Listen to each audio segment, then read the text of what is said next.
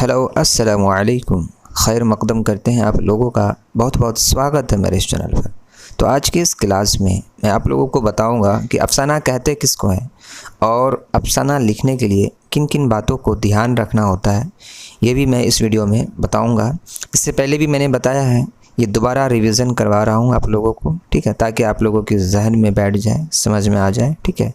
तो चलिए शुरू करते हैं। अफ़साना के लघवी माने जो होते हैं छोटी बात करना, यानी सरगुज़श्त क़िस्सा, कहानी, दास्तान वगैरह के हैं। सरगुज़श्त कहते हैं गुज़रा हुआ वाक़ये को कहते हैं, यानी वो चीज़ें जो आम ज़िंदगी में हम नहीं कर सकते, उन बातों को यहाँ पर झूठी बात और सरगुज़श्त क़िस्से को एक कहानी के तौर पर लिखा जाता है, एक दास्तान के तरीके पर, ठीक है, जिसको हम क्या कहते हैं, अफ़साना कहते हैं। मुख्तसर अफ़साना मग़रिब की पैदावार है और 19वीं सदी के आगाज़ में अमेरिका के एक मुसन्निफ़ वाशिंगटन एरन ने एक स्केच बुक लिखकर इस समत में बुनियाद डाली थी, यानी एक निशान दाग डाली थी, है ना। हतरन ने बयान की नुदरत कहते हैं, अनोखापन, है ना, नयापन को कहते हैं, हुस्नकारी को अफ़साने की बुनियादी शर्त करार दिया है। 20वीं सदी से पहले हमारा अदब में मुख्तसर अफ़साने का वजूद नहीं था। फ़नी नुक्ता नज़र से जायज़ा लिया जाए तो प्रेमचंद उर्दू के पहले अफ़साना निगार करार पाए जाते हैं, है ना। अफ़साना जो है मुख्तसर होता है। क्या होता है?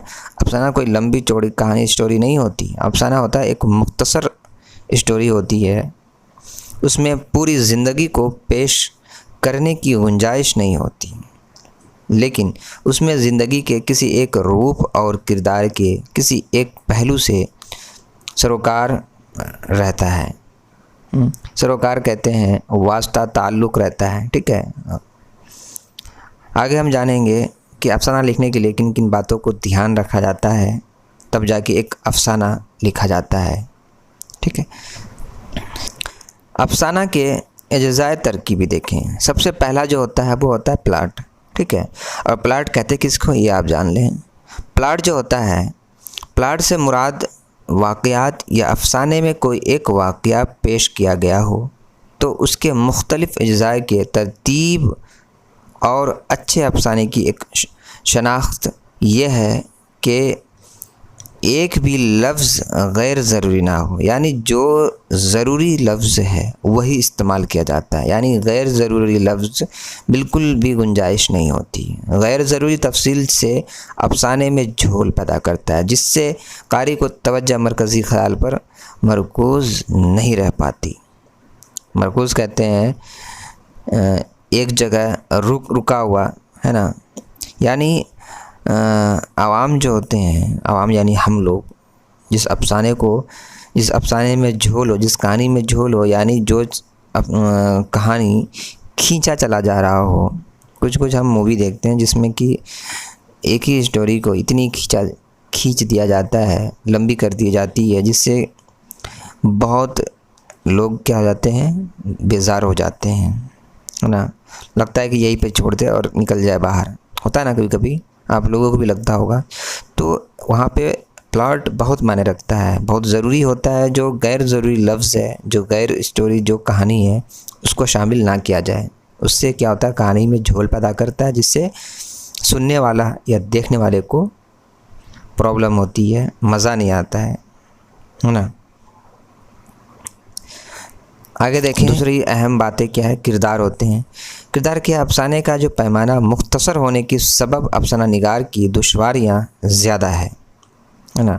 अफ़साना निगार के किरदार का कोई एक पहलू कामयाबी के साथ पेश कर सकता है। अफ़साना निगार को बड़ी मेहनत करके किरदार को इस तरह तराशना पड़ता है कि कारी के दिल में घर कर सके।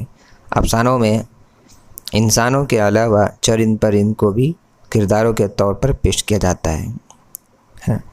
यानी किरदार को इस तरह तराशा जाता है जिससे क्या हो, कारी को भी देखने में मज़ा आए। तीसरा देखें कि नुक्ता नज़र में देखें कि मुसन्निफ़ कहते हैं, मज़मून वगैरह लिखने वाले को कहते हैं, اپنی تخلیق کو اس طرح پیش کرے کہ فنکار کے دل کی بات آپ سے آپ قاری کے دل میں آ جائے۔ یعنی مضمون جو لکھا جاتا ہے یا کوئی بھی کہانی لکھی جاتی ہے اس طرح لکھی جاتی ہے جس سے کہ فنکار کے دل کی بات جو ہے، فنکار کہتے ہیں جو کسی فنکار یا مہارت رکھنے والے کو کہتے ہیں، جو فلم یا ڈرامے میں کام کرنے والے کو کہتے ہیں، ہے نا۔ تو اس کی بات جو ہے، جو وہ ڈائلاگ بولتے ہیں، کبھی کبھی دیکھتے ہوں گے مووی میں بھی جو ڈائلاگ بہت پسندیدہ ہوتا ہے آپ لوگوں کا، وہ کہ دل میں بیٹھ جاتا ہے وہ ڈائلاگ۔ اسی طرح کہا ہے کہ جب یہ اسٹوری سنیں تو اس میں لفظ ایسے ہو جو کہ فنکار اس بات کو کہے اور سننے والوں کے دل میں بیٹھ جائے، ہے نا۔ آگے دیکھیں ماحول اور فضا۔ ماحول اور فضا کیا ہے؟ کسی اسٹوری میں ماحول بنانی پڑتی ہے، ایسا نہیں کہ کہیں پر بھی آپ ماحول بنا دیں، نہیں۔ ایک اسٹوری چلنے کے بعد ایک جگہ ایسی آتی ہے جہاں ماحول بنانا پڑتا ہے، جس سے جتنے بھی سدسیہ، جتنے بھی لوگ دیکھ رہے ہوتے ہیں یا سن رہے ہوتے ہیں، اس کی آنکھیں کہیں اور نہ جا کر اس اسٹوری پر ہی ٹکی رہ جائیں۔ اور ایسی ہے بہت ساری مووی، بہت ساری اسٹوری بھی ایسی ہے جس میں اور دل کرتا ہے کہ اور آگے کیا ہونے والا ہے، سسپینس ہوتا ہے، سننے کو دل کرتا ہے کہ اور آگے کیا ہونے والا ہے، کیا ہوگا، ہے نا۔ تو ماحول اور فضا بنانی پڑتی ہے۔ اس کی مختصر افسانے میں بہت اہمیت ہے۔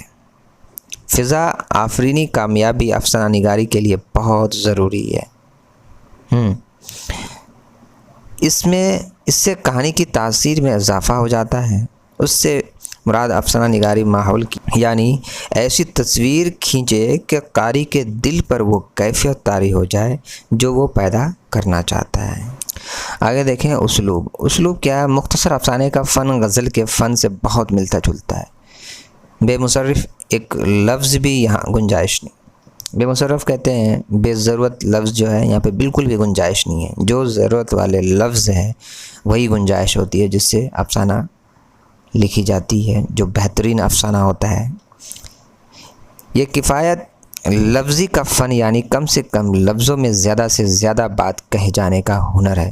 افسانے کا اسلوب موضوع کے مطابق ہونا چاہیے۔ افسانے کی زبان کو سادہ اور رواں ہونا چاہیے، مگر سادگی کے ساتھ دلکشی بھی ضروری ہے نا۔ سادگی کے ساتھ دلکشی بھی ضروری ہے۔ آگے دیکھیں آغاز و اختتام۔ اب اینڈ ہونے والا ہے۔ آغاز اس طرح ہونا چاہیے کہ قاری فوراً اس طرف متوجہ ہو جائے، اور جب کہانی ختم ہو تو اس طرح پڑھنے والا مدتوں اس کی گرفت سے نکل نہ سکے۔ یعنی جب کوئی بھی قاری دیکھے، کوئی بھی سدسیہ دیکھے یا سنے کسی کہانی، کسی افسانے کو، تو اس کے دل پر بیٹھ جائے وہ بات، پھر وہ بات نکل ہی نہ سکے۔ وہ دل پر بیٹھنے کے بعد اس کی زبان سے وہ لفظ، وہ لائنیں نکلے، ہے نا۔ آگے دیکھیں کہ وحدت تاثیر۔ وحدت تاثیر کو کہانی کی اساس کہا جاتا ہے۔ وحدت تاثیر جو ہے، وحدت تاثیر کو کہانی کی اساس کہا جاتا ہے۔ افسانے سے قاری کے ذہن پر کوئی ایک کیفیت طاری ہو جائے، یعنی جب دیکھے کسی بھی اسٹوری کو تو اس کے ذہن میں بھی وہ کیفیت طاری ہو جائے، ہے نا۔ تو یہ تھی افسانے کی اجزائے ترکیبی جو میں نے آج آپ لوگوں کو بتایا ہے۔ مجھے امید ہے آپ لوگوں کو اچھا لگا ہوگا۔ اگر اچھی لگی ہے تو سبسکرائب ضرور کر لیجیے گا اور لائک کامنٹ ضرور کیجیے گا۔ تو پھر ملتے ہیں اگلی ویڈیو میں۔ اللہ حافظ۔